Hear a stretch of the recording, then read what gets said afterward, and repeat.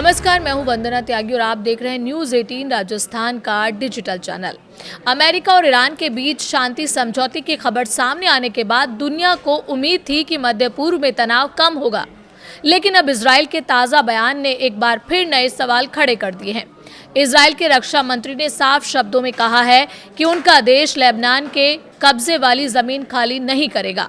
उन्होंने कहा कि जब तक ईरान और अमेरिका के बीच अंतरिम समझौते की पूरी प्रक्रिया नहीं हो जाती है, तब तक इजरायली सेना अपने कब्जे वाले इलाकों से पीछे नहीं हटेगी।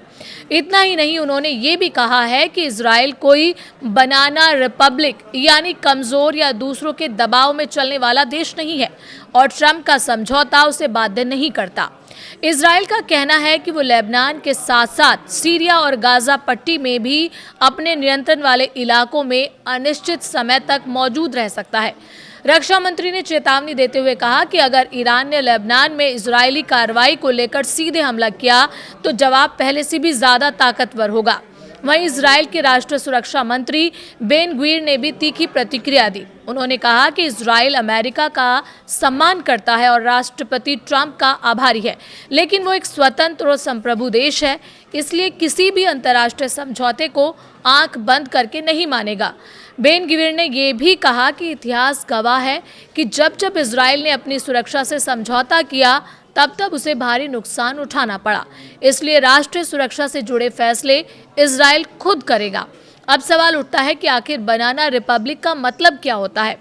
दरअसल ये एक राजनीतिक शब्द है जिसका इस्तेमाल ऐसे देशों के लिए किया जाता है जो राजनीतिक रूप से कमज़ोर हों, जिनकी अर्थव्यवस्था कुछ गिने चुने संसाधनों पर निर्भर हो और जिन पर विदेशी ताकतों का प्रभाव ज़्यादा हो।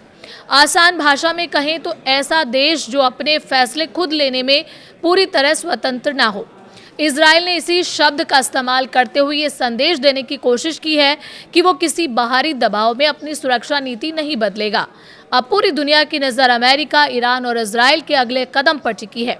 क्या शांति समझौता क्षेत्र में स्थिरता लाएगा या फिर नए विवादों की शुरुआत करेगा? इसका जवाब आने वाले दिनों में मिलेगा। आपको क्या लगता है, क्या इजराइल का ये रुख सही है या इससे क्षेत्र में तनाव और बढ़ सकता है? आप अपनी राय कमेंट के जरिए ज़रूर बताएं।